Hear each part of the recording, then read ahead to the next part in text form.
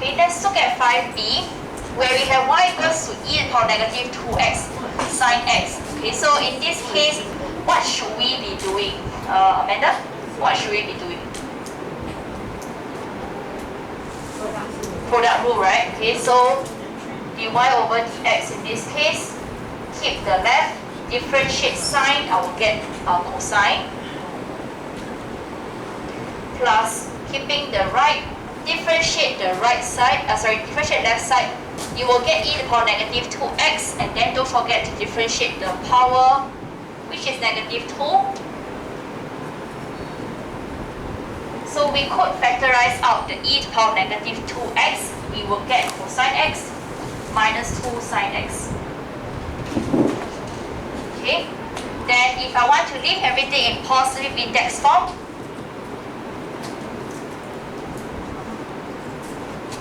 I will be able to arrive at this fraction over here. Okay. Next, for 5c,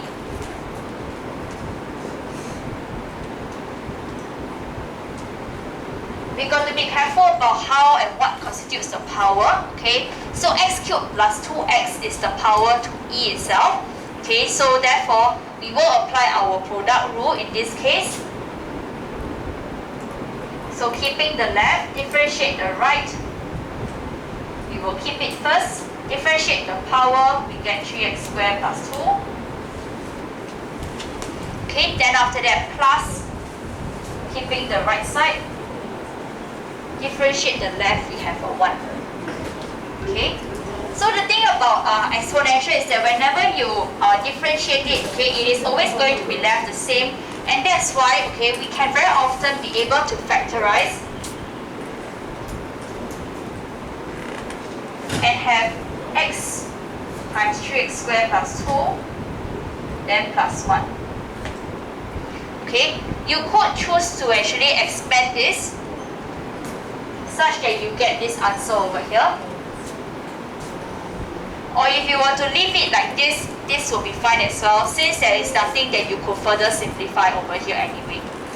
Okay? Right? The last one that I want to look at is 6b. Could I erase on this side? Okay. 6b is complicated because there are 3 different things you have to actually end up differentiating. We have a term in algebra, x. We have a trigonometric term, okay, cosine x, and then we have an exponential term, right? There is no like one straightforward quotient rule or product rule that could actually differentiate the entire thing, right? So we would first apply our quotient rule, okay? So if I were to apply the quotient rule, so I'll let y to be equals to this.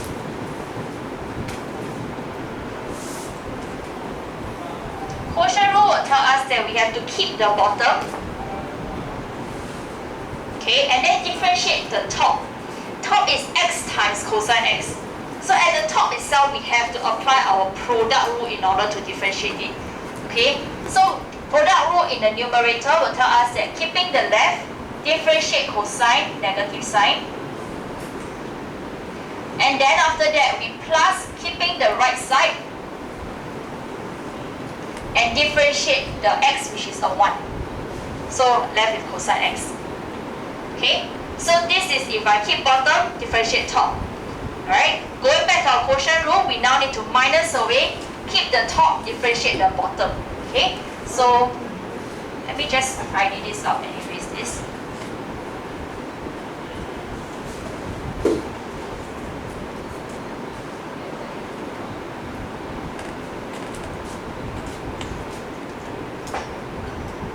Okay, so keep the top,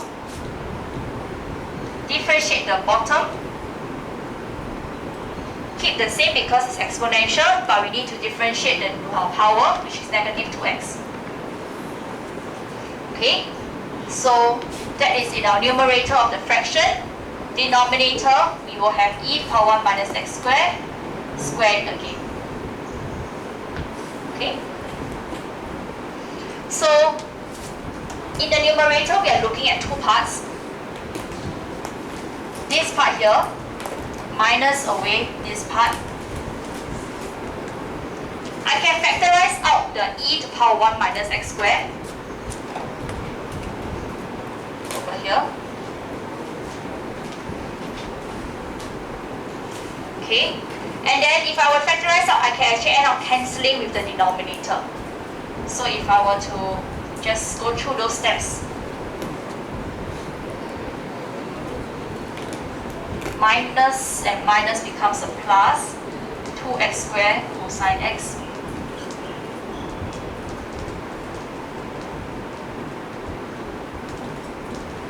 Okay, so can cancel this with this. Alright, then I will be able to get my final answer to be here. Okay, so there's a combination of quotient and product.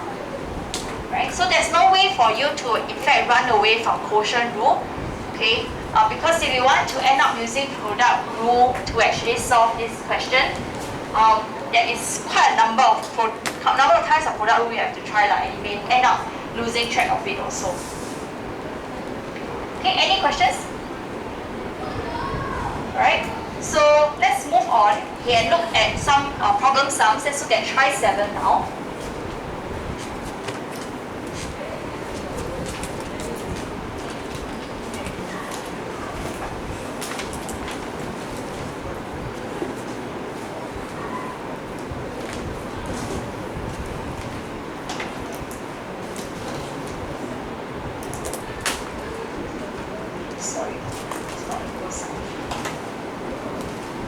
Okay, we are given that y equals to x times e to the power x minus 1. We want to find out the first derivative and second derivative, so we apply our product rule. So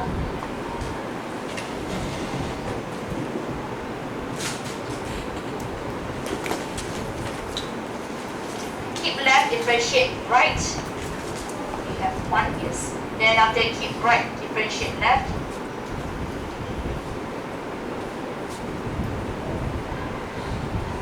Factorize. So I will have this. Second derivative, product rule again. Keep left, differentiate right, plus keep right, differentiate left.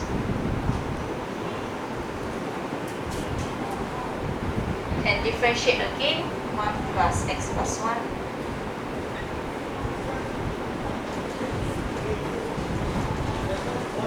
We get e to the power x minus 1 times x plus 2. Okay? Part 2, we want to find the coordinates of the stationary point and determine its nature. So to find stationary point, first derivative must be equals to 0.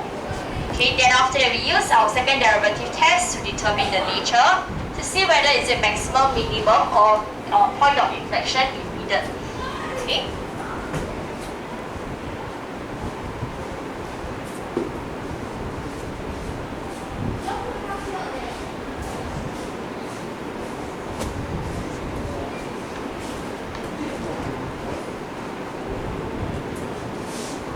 So when dy over dx is equals to 0,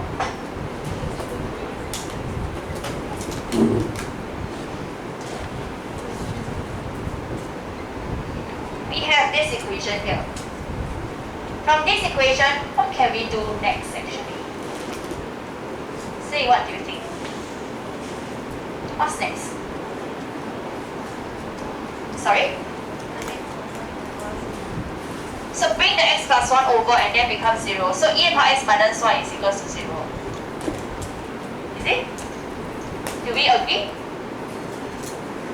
That we divide x plus 1 to the right side and we get this statement. Agree? Let's say no, why?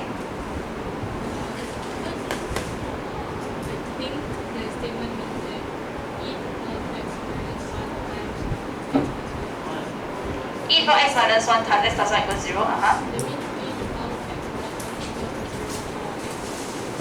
Okay, Alia says this. That this statement should imply this. Say, what do you think then? Are you correct? Or is Alia correct? Or both of you are correct? How? And so what do you think? Are they correct? Meaning to say must write these two down. Or is it correct? Meaning this side. Or for you is this one only. X plus 1 equals 0. So without this part. So for you, you want to divide this over. Then you get this one. So just this one. Okay, now we got all the combinations. Okay? Yes. Need to write down both and then reject. Why we reject this one? Exponential cannot be equals to 0. In this case, what do you think? Can it be equals to 0?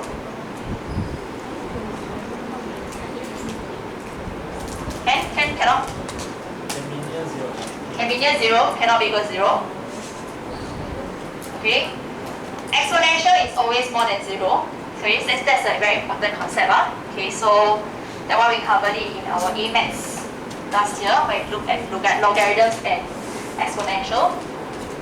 Okay, e to the power of anything, okay, always be more than 0. Alright? Okay, so going back to whether is it write this only, or put both.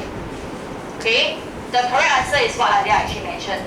Alright? We cannot divide e to the power x minus 1 to the right and then end up writing this only. Neither can we take this divide to the right and end up writing this only. Reason because, okay, this section here and this section here, they are not fixed numbers. There is a possibility that it could be equals to 0. Okay, there is a possibility that it could be 0, right? Because there are variables x over here. And if it is going to be equals to 0, then you will end up having 0 divided by 0, which is undefined.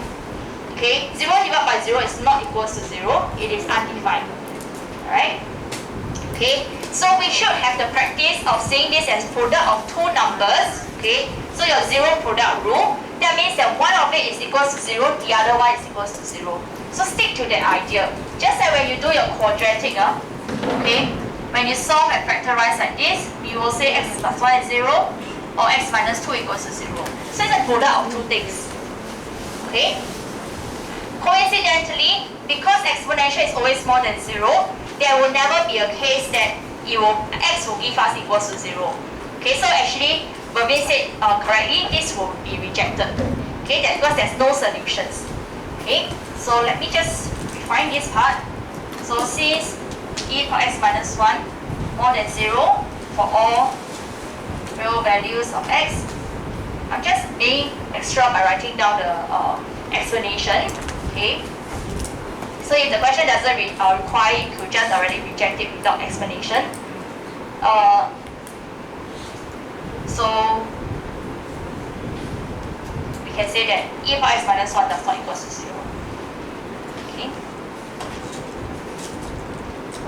So that means that x is equal to negative 1. Okay.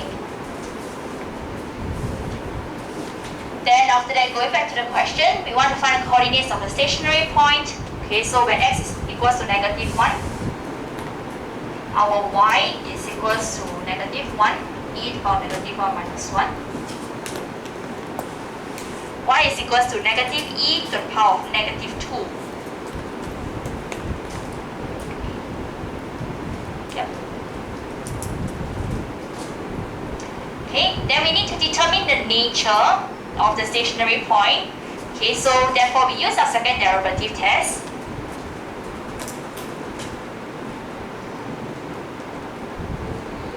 Which is when x is negative 1, we will have about 0.13533, which is more than 0, and that will tell us that it is going to be a minimum point.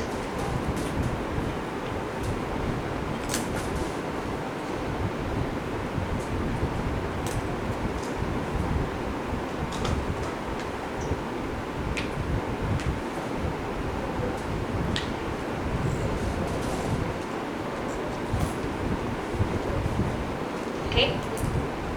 In this case, for y value, it's good to actually write it exact when possible.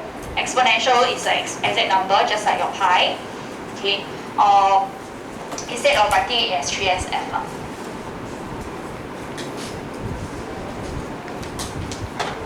Okay, questions?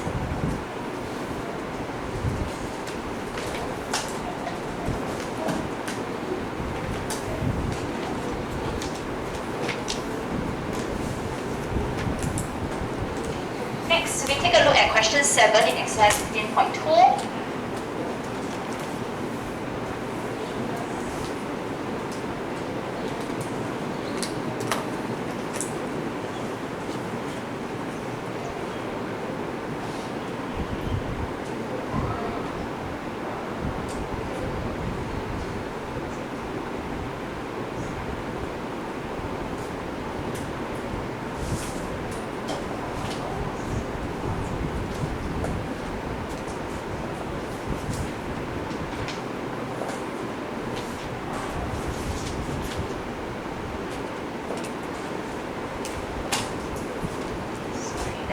Double check.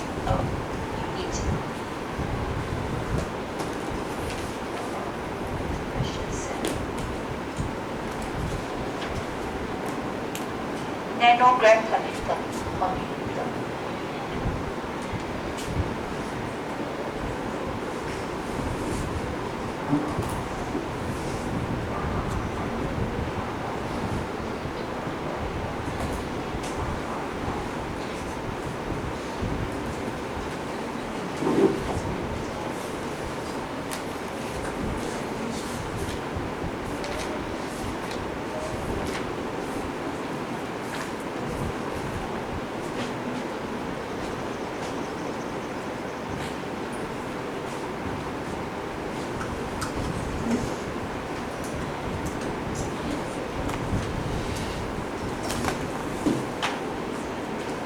Okay, so in question 7, we are given a function that represents the concentration of a certain drug in the body itself after T hours of administrating it.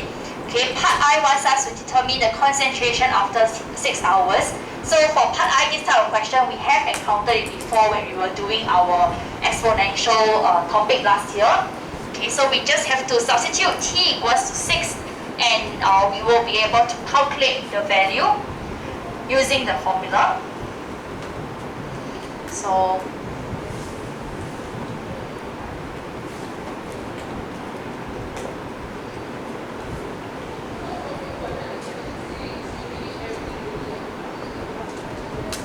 in this case, you will get about 13.010, or in 3SF, it will be 13.0 nanogram per milliliter.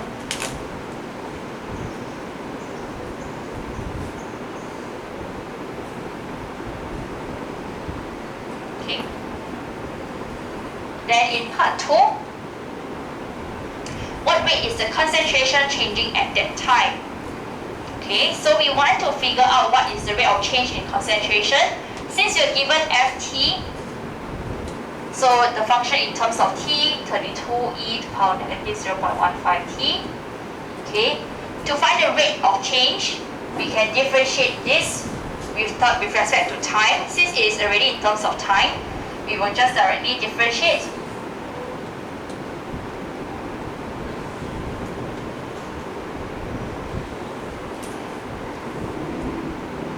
And we get negative 4.8 e to power negative 0.15 t. Okay, so at the point when t is equals to 6,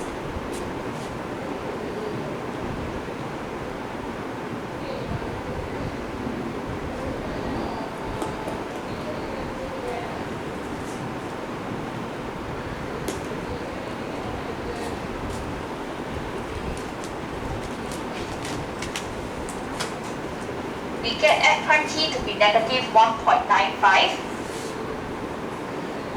Okay. So to answer the question, okay, notice that when doing your rate of change or connected rates of change, there are a number of you who don't like to write the final statement to link the value that you have to the context itself. Okay. So in this case, because the rate of change is a negative value, it is actually decreasing in concentration, because negative will represent decreasing. So we say that the concentration of the drug in the body is decreasing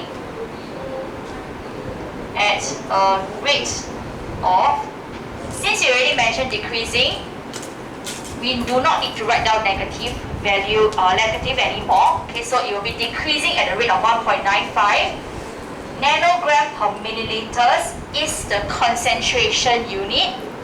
Okay, but because this is a rate, we say that it is decreasing at this amount of concentration per hour. Sorry. Because T is in hours. Okay, so your unit got to be written down. Okay, it isn't very advisable for you to write it in this manner. We don't usually write this slash hour, okay, because not easy to read, right? So you can write it in this manner, it will be much clearer. Okay.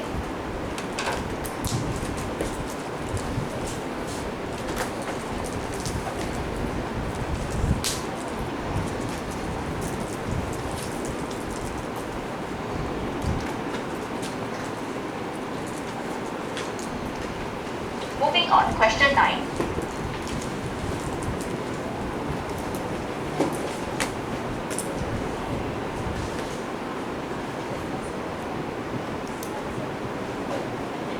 You want to find dy dx over dx of this. Could you just differentiate this very quickly?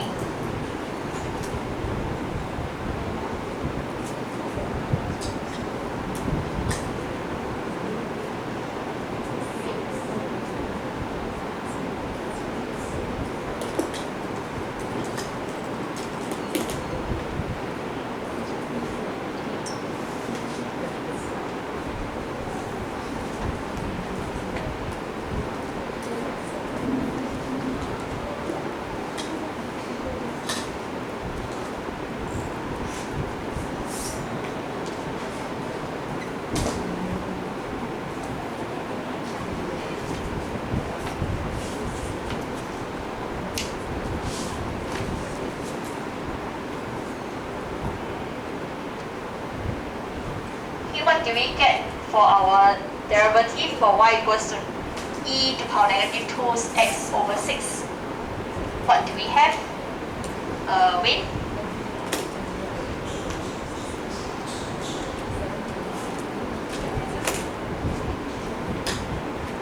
How?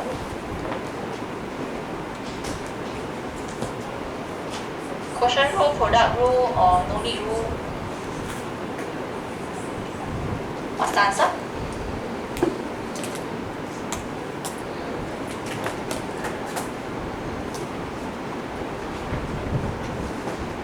Got mistake?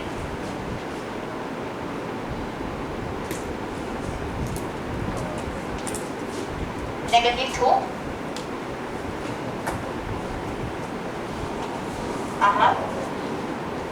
Then you can tell me you're working. It's fine.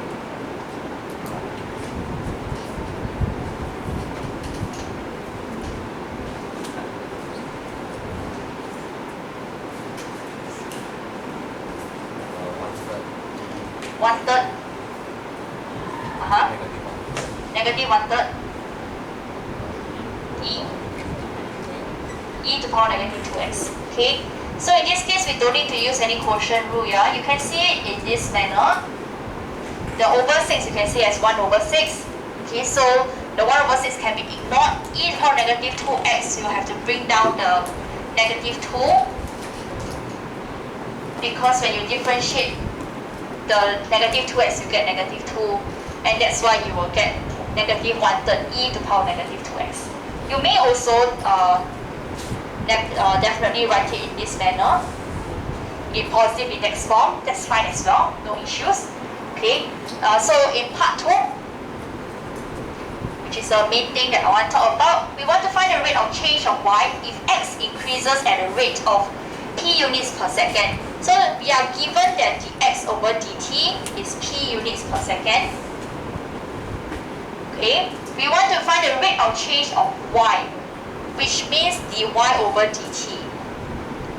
So dy over dt will be dy over dx times dx over dt.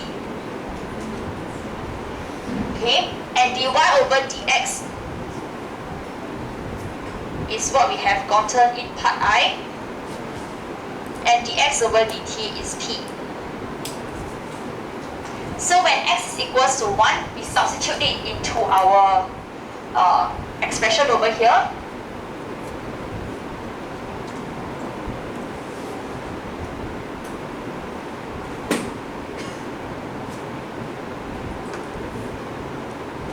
We have negative p over 3e to the power of 2. We got to leave our answer in terms of p, since we do not know what's the value of p.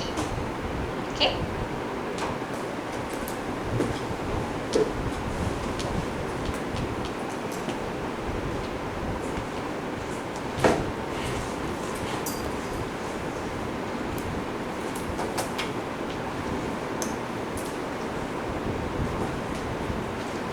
Then, oh sorry, forgot one thing. Therefore, rate of change of y.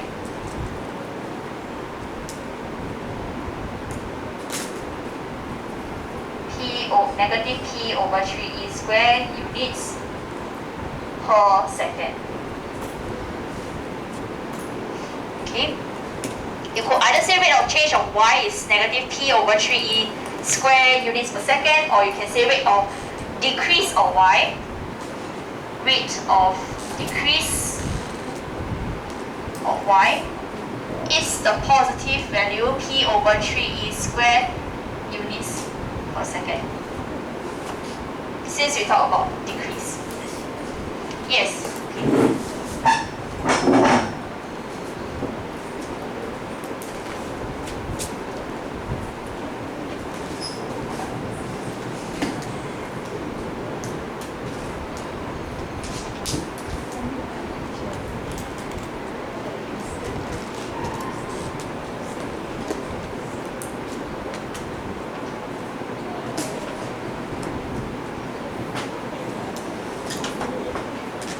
Question 16, it says to find the exact root of this equation over here.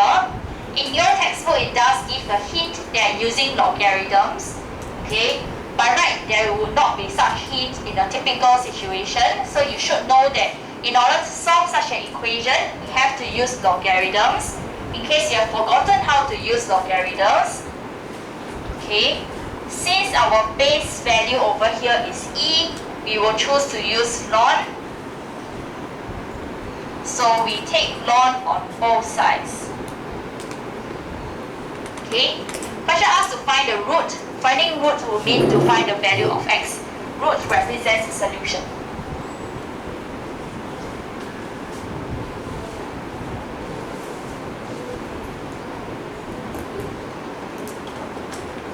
So taking ln on both sides, we apply our logarithm laws. Power can come down because the power is to this base, which is the only base that we see in ln. So 2 minus 3x, got to put brackets, ln e. Okay, ln e by the way is 1. This case, right, we cannot take down the power to here because the power belongs to base e only. It doesn't belong to base 3. So what we have to do is to split this up. This is 3 times e to the power negative 2x. By splitting, I mean ln 3 plus ln e to the power negative 2x. This is a quick revision of your logarithm laws. Okay? Then I can take down the power now, which is a negative 2x multiplying with ln e. Like I mentioned, ln e is 1, so 2 minus 3x equals to ln 3 plus negative 2x ln e.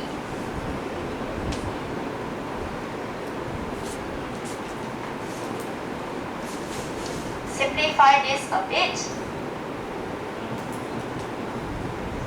ln e is 1. So we are looking at the equation 2 minus 3x equals to ln 3 minus 2x. There are no brackets over here for the ln, so it's ln 3 only. Minus 2x is extra. Shift things around.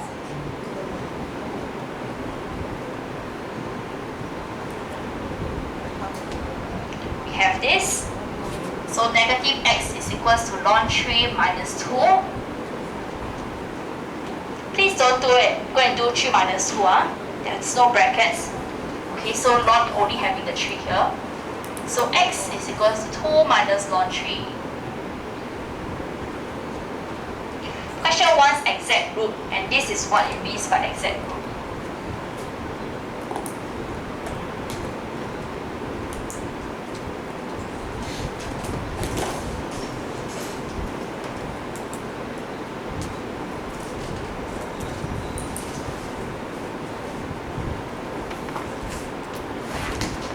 Then in part 2, we want to show that the curve with the equation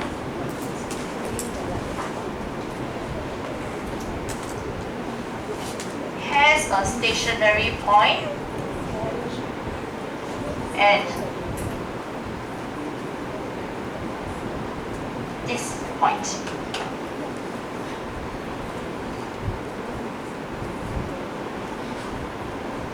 Okay. So a very, very long working to be done over here. Joseph, could you please wake up? Okay, so with y being this, since we are heading towards getting a stationary point, we need to do our first derivative. Differentiate this, we have negative 3e 2 minus 3x. Differentiate this, I will have negative 3e negative 2x negative 2.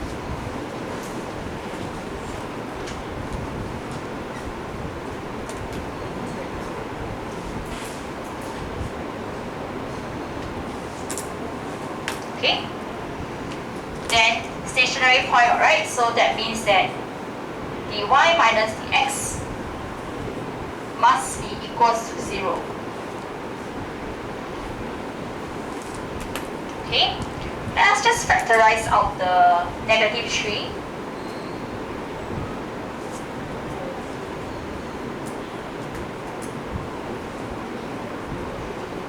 Okay, product of two things. Is it right if I say this?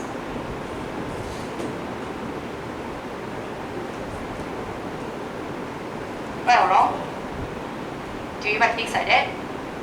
No, okay. Product of two things, please, but then please don't be confused. Negative 3 is negative 3 is a number, so can divide over. We only be left with this. Okay. Which actually is, hang on, did I make a mistake over here? Why am I not getting what I want? Hang on.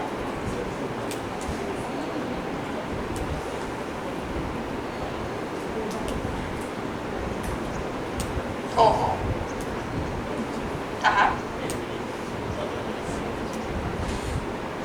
Oh, sorry, I lost track of the things. Thank you. Okay, good point. Question asks to show stationary point, right? Okay, so you cannot say that it's equals to 0. Sorry, my bad. Okay, so we want to show that dy over dx is equals to 0.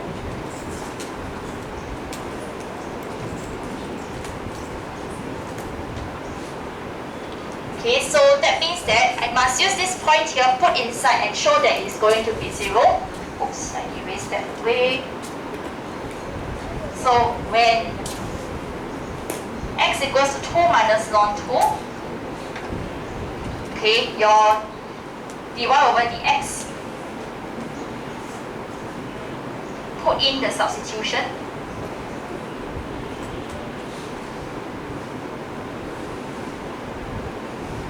Okay.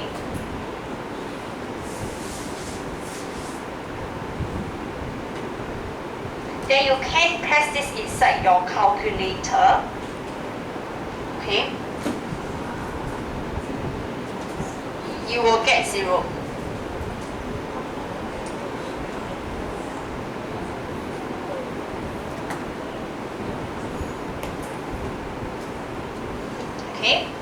and then we want to show that the x coordinate will give us this y coordinate.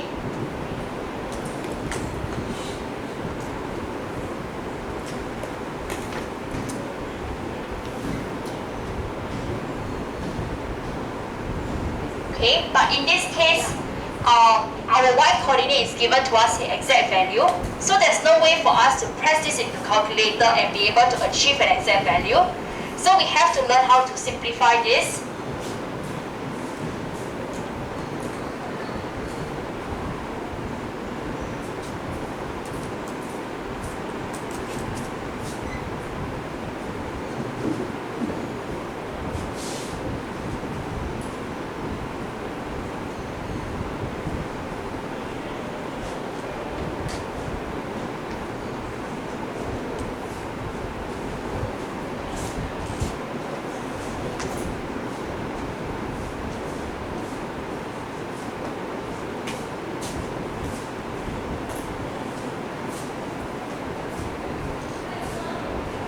Okay, so I split up the power using our indices law. Since it is a plus, it is a product.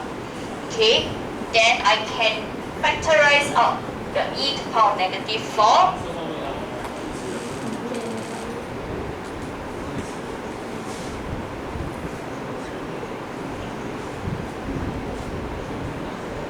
Okay.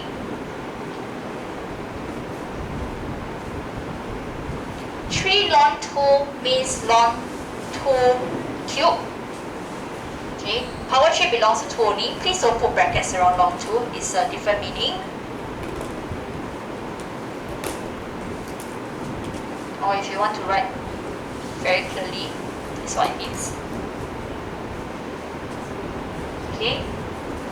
Exponential and ln is actually a reverse function, inverse function itself. So exponential and ln cancels out.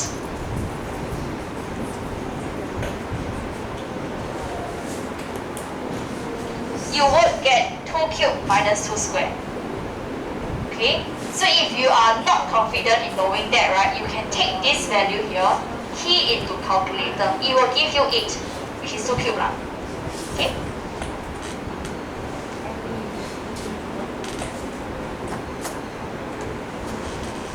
Then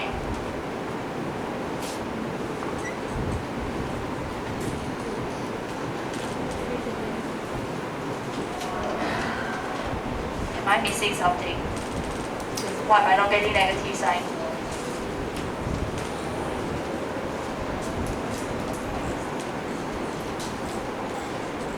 Why I always like that one?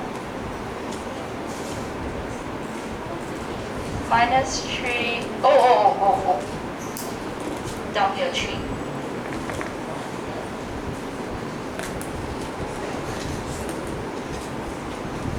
So 3 times 4 is 12.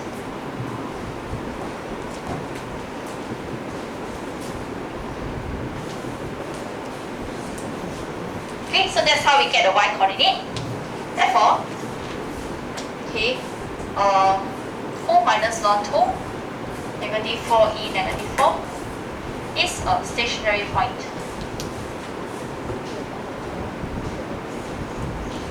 Be thankful that question that will ask you to prove that it's a maximum point or minimum point. Then you have to do second derivative test.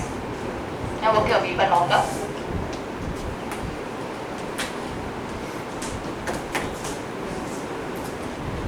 Okay, yeah. Why must what? Why must do this in the first place? Why cannot stop at this? Because question only say this point, okay. So Bervin asks, okay, why is it that I must go through this process? Okay, question actually did not say that this point lies on the curve. They can anyhow give you a y coordinate that doesn't even lie on the curve. Right? Okay, the x value, yes, it will give you dy of dx equals to 0 lah. But then if the y coordinate doesn't even belong on the curve, then this point is not a stationary point of the curve mah. You understand? Okay, so that's why you need to still go on and find out what is the y coordinate. Okay, so cannot take for granted that the point is going to lie on the curve. Alright? Okay, any questions? Alright, we'll end here for today. Next lesson, I'll just go through one more question, then we'll just finish up this 15.2. So next lesson we're going to be looking at logarithms differentiation.